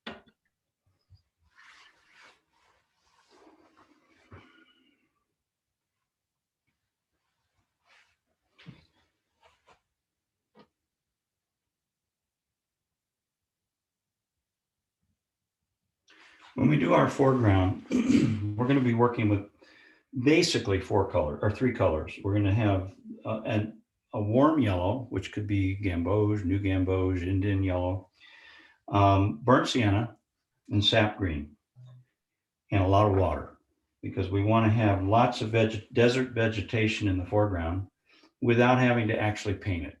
And so the water is going to create the textures that give the illusion of these clumps of yucca and sage and different colors that you would normally see in the desert environment. So what I would do is mix up some nice rich gamboge. You can see that's like a yield sign in America, those really warm yellow signs. I'm going to clean my brush here real quick and just get it mostly wet, because I want to wet this, and I just happen to have a little bit of that still on my brush. But the main thing I'm doing is just wetting my foreground. And I'm leaving some little areas of dry in here. It doesn't really matter. But now I'm going to go back in, and right at the crest of the hill, I want this to be pretty bright up here. And then as we come down lower, we're going to pick up some burnt siennas, and we're going to get a little bit, you can see that's pretty wet. So when I put dry burnt sienna on there, it just starts running downhill, leaves little lighter areas. And I can get some really dry burnt sienna and maybe pop a little bit of this in a couple spots. Maybe even pick up a little of the orange. And then I'm going to take my squirt gun, and we'll just, because I've got this at an angle so that the water runs downhill, all these colors are going to start running downhill. I'm going to do the same thing with sap green. Remember the three colors I said? We're going to have gamboge or warm yellow. We'll have burnt sienna and sap green. Sap green is pretty obnoxious, so I'm going to kind of taper that down with a little bit of burnt sienna. Turns it into more of a richer earth tone. And I don't really want this to be perfect all the way across. I'm just going to drop in little areas where we have different colors in there, which would represent different places where there's bits and pieces of vegetation in a couple of spots. And as we get closer to the bottom, everything starts getting warmer and softer, less focused, but darker. And you can see, because this is wet, that burnt sienna just starts doing a really nice feathery shape. And I come up and I'll get a little bit of this sap green and maybe some yellow ochre or something like that in a couple spots. I don't want to do too much of it. I'll just tickle in a little bit of water around it, those dry marks. And then I can take ultramarine, really dry, and drop bits of pieces of that on the edge of my brush into a couple of these spots. And it just smooths out and granulates and creates these nice little darker areas. But I'm leaving the crest of the hill pretty bright as a lighter valued area. I can always take my gun or my misting bottle and just let some of this water run downhill. I can pick up some raw sienna and add a little bit of warmth in there. But for the most part, it's just water now And I'm going to start introducing just some droplets of water just by tapping off the end of my rigger. And these things are going to really start grabbing a hold of that rich paint that's on there. And it's all going to be running downhill and creating these really random abstract textural shapes that, taken in the context of these buttes, look like kind of desert vegetation without being too obvious. Now this is going to be probably too light. So as I see this now starting to give me my background colors, I'm going to take a brush that's not real wet and I'm going to dip it into my ultramarine and my burnt sienna and make sure that I've got a nice rich oily mix here on my brush. You can see how that's not real bright. It's kind of dark, but it's got a warm cinnamony color to it. And I'm going to take my brush and just drop a few of these places into the wet. And because this is so dry on the end of my brush, burnt sienna and ultramarine, kind of greasy, and just putting a few of these in here, I can even take my rigger that's not real wet, just really get some of this ultramarine and burnt sienna on the end of the brush. And I can just drop little bits and pieces of it in a couple of spots here. And then I might squirt it a little bit, tip my board up a little bit. And some of those darker deposits of paint that were really dry, they're going to stay there. They're not going to go anywhere. They're going to remain. And then parts of it will just start running downhill and you'll have a lot of variation within those darks. So we can just play with this and design our foreground without even looking at a reference. We're just trying to pull in some values that are very soft, wet and wet, with this nice rich warmth that we have in here. And then I'm going to add some more sap green now to warm this up in a couple of spots. Clean my brush and drop some of that transparent orange in. It just kind of creates little hot spots in our foreground. Looks pretty kind of blatant right now, but when this all dries, it's going to blend. The board is going to drag this water across all these shapes. They're going to come up with neutral shapes, neutral colors, simply because all these colors are going to be mixed and mingled right on the paper, and you'll end up with this kind of granulated textural effect that's pretty nice. I can even pick up a little bit of my violet now that I have in the back of the painting, and I might drop little bits and pieces of that in a couple of spots just to echo those colors that we're seeing in the background. And I'm going to take a tissue and wick up the stuff that's running downhill, and that starts the capillary action of water continuing to run downhill. I'm going to clean my brush and introduce just a little bit of water on top of some of these really darker spots, and you'll get lots of blooms occurring. They'll start to look like yucca and southwestern vegetation, and just simply because they're reacting against the darker pigments. And if you come in with a little bit of a dry ultramarine and some really dry burnt sienna, and you drop that in a couple of spots, let that sit for a minute, and then clean your rigger, drop a few droplets of clean water near or around those darks. All of a sudden you're going to get some incredible texture.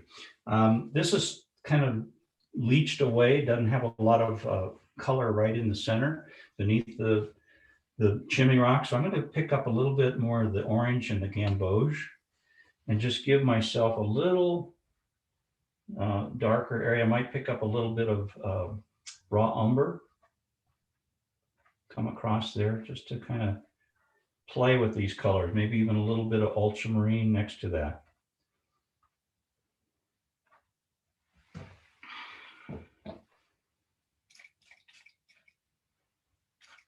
And if you get a real big deposit of paint, let's say we're going to use a real rich burnt sienna with some alizarin crimson, and we drop it right in here maybe, and we just have a nice big deposit of paint. maybe we take the back of a brush handle and we come up with just a few little silhouette colors, and then come back in with some ultramarine darks underneath it to suggest that maybe there's some shadow there on the back side of it. Maybe we have some more darks here that come up across some of that background color. And then I'm going to lose that hard edge underneath it just by tickling it with some clean water. And then maybe sprinkle a little bit of that Windsor blue in there in a couple spots just to give me some little dark speckles that will soften. They could be shadows in and around the vegetation. But I like what's happening. It's very soft. Our eye is not going to get hung up on anything in the foreground. It's going to sweep right across that foreground and head back to where our hard edges are.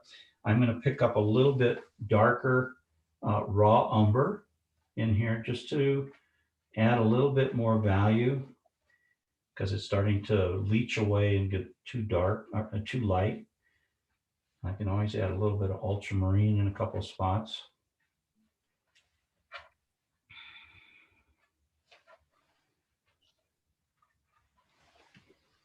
And we'll dry that, see what happens. Then I can sprinkle some other things on there.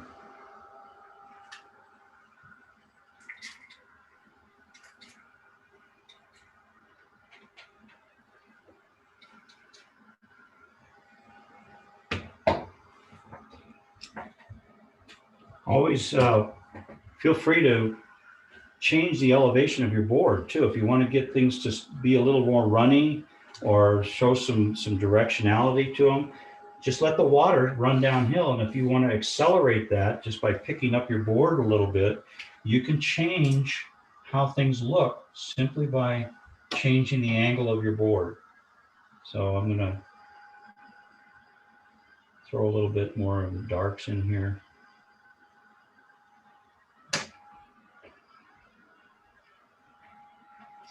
But what this does is it's bringing a lot of the value down to the bottom of the page, which is closer to the viewer, and leaving the crest of the hill a little brighter with sun shining on it. And that just feels more natural. So it all is working as planned. So just pulling some of this water that's on the bottom and dropping it up into this middle ground a little bit. Now our crest of the hill is brighter, warmer, and it works. And I like how some of this is got a little bit of runniness to it.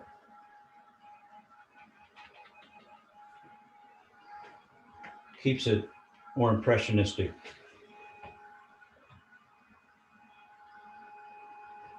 Softening a few of the edges. Come back with a little bit of a darker deposit of paint, maybe some raw umber and some ultramarine. Drop it into a couple of these damp spots.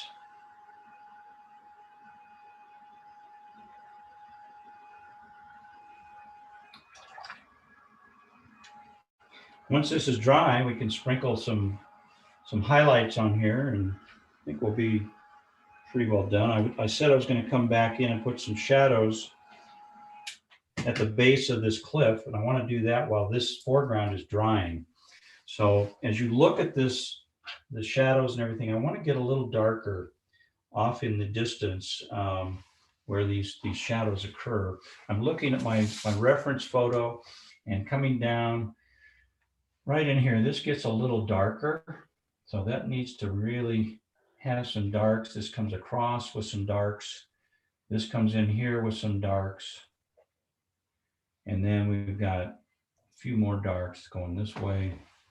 And it just feels, they're not real defined, but they just suggest that there's a lot of shadow, light and shadow that's giving this definition.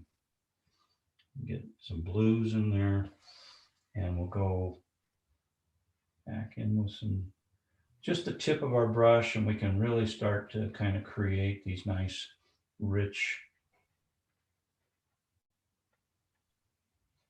contour details that give us a little bit more more definition of the cliff and the rock face.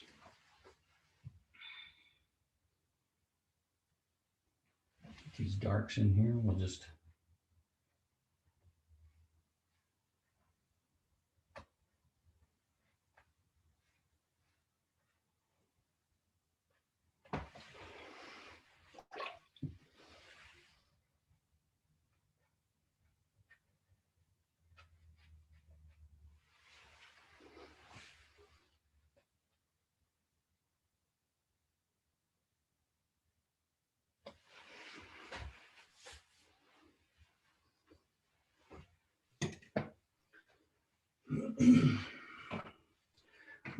My foreground got lighter than I wanted because I had so much water on it. So I'm going to glaze over it with some new color once I get this dry. So I'll let you guys have a chance to kind of finish up what I just did. And then you'll see how I glaze over this to make it a little bit darker.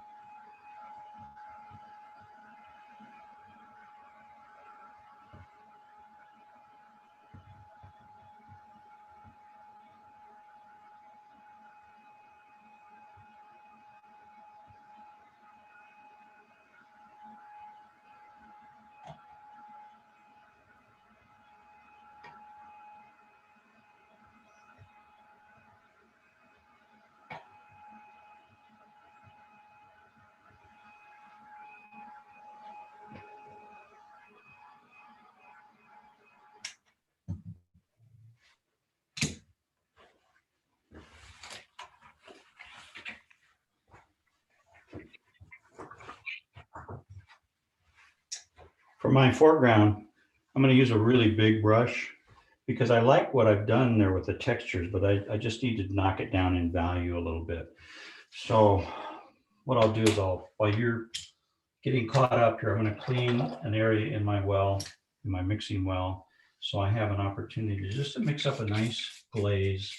It's kind of got some warmth to it, a little bit in the foreground that pulls everything towards the viewer. So I'll clean up these areas just so I can see what I'm doing. And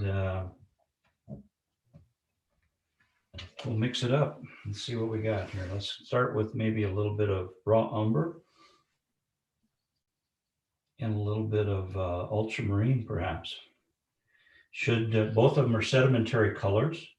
They should give us some nice granulation when they dry, but they also are just going to take things down slightly in value. That's kind of a neutral glaze, adding water to it. Oops, got a little yellow ochre in there. That come over here and get a nicer mix. Raw umber and ultramarine. Raw umber is a cool, warm. Ultramarine is a warm blue. And together they make a really nice glaze. I'm going to feel my board, and I want to get this just a little bit darker here. So we'll add a little bit of water and let this just lighten as it dries. But you see how just glazing this over a little bit in the foreground, we're able to just make the crest of the hill brighter. And I think it does just the trick that we're after. I'm going to mix a little blue with my, what do you call it? The sap green. Ultramarine and sap green makes a nice combination as well. Pull some of that bright violet right down into my foreground. And now we've got a nice little crest of the hill in the foreground that's got a pinch of light on it. This will dry pretty light. We'll still see all the marks underneath because we dried that before. And once this is dry, then I'm going to sprinkle a little bit of white on here, and we'll have the highlights of the weeds and the vegetation catching the light, and it'll look pretty natural.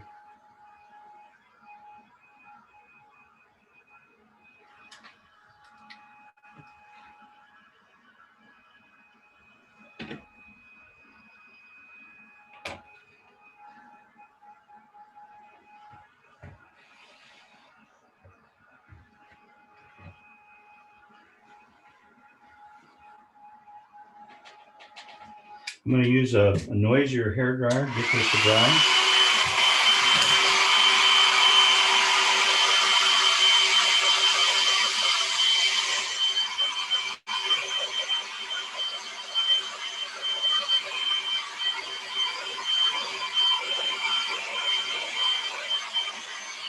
The nice thing about a hairdryer is you can actually see the water moving across the surface of the paper. This is still very wet, but just trying to get this as dry as possible before I finish it.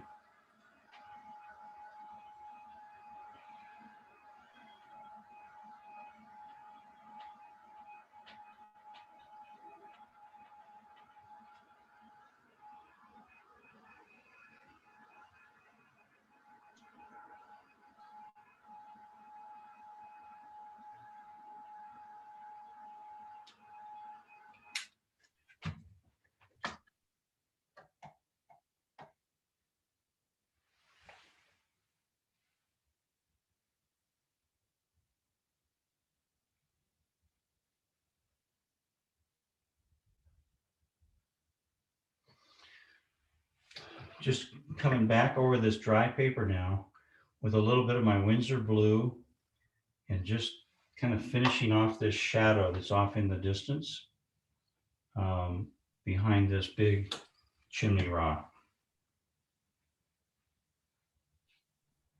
Touching that in a few spots just with a damp brush so that it bleeds back up into the background.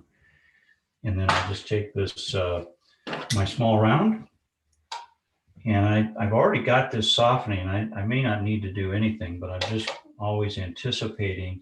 So I'll just tickle this edge here so that the foreground kind of blends in as it moves over the crest of the hill in with the rest of this, this beautiful shadow-like area. And I'm going to pull some dark shadows up as they come down the side of this hill. And we'll just soften that and tuck it in.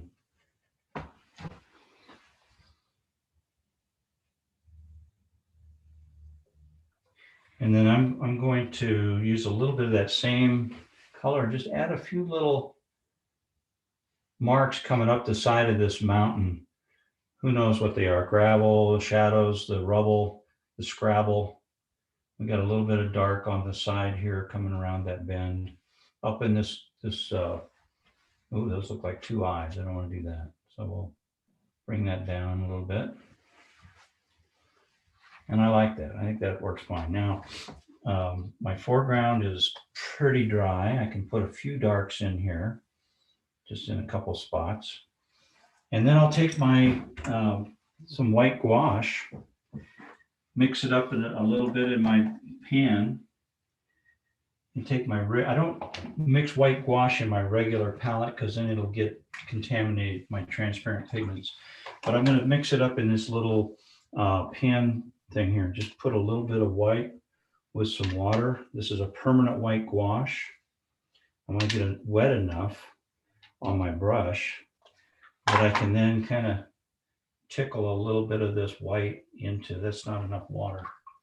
So you have to get it wet enough to be able to come off the end of your brush and drop little bits of white into your painting. I'm going to just do this.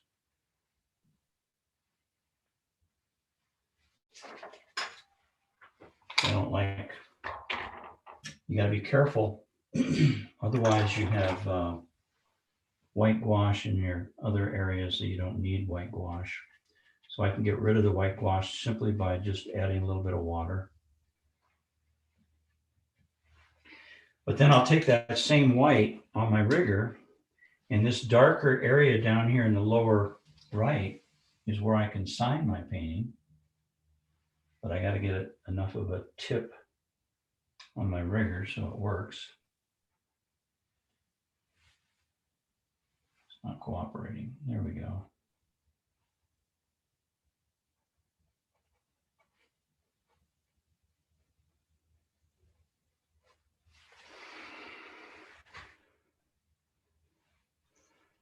That little bit of white there just pulls everything forward. It feels like sun's glinting off of the weeds and the vegetation. the shadows recede into the background, the blue goes way back, the warmer darks come forward, and you start to feel a real true sense of depth in this painting. So, and it's got a lot of movement in it. It's kind of a fun painting. I think painting the American Southwest it's such a glowing area. It's fun to be able to paint this and just kind of make some decisions on how you want it to look. If you want to get a little bit more glow into some of these, you can always go back in and pick up some of that glaze of the bright violet and just drop that glaze right over the top of this. And it's so thin that it just goes right over the dry areas and it knocks them back and adds layers of texture with that being very subtle. And it just is, it's a nice way to do that. So I can see the water running downhill. And I just pull that right into tuck it in behind this ridge that's between us and the far plateau in the distance. But there you go. That's the effect we're after.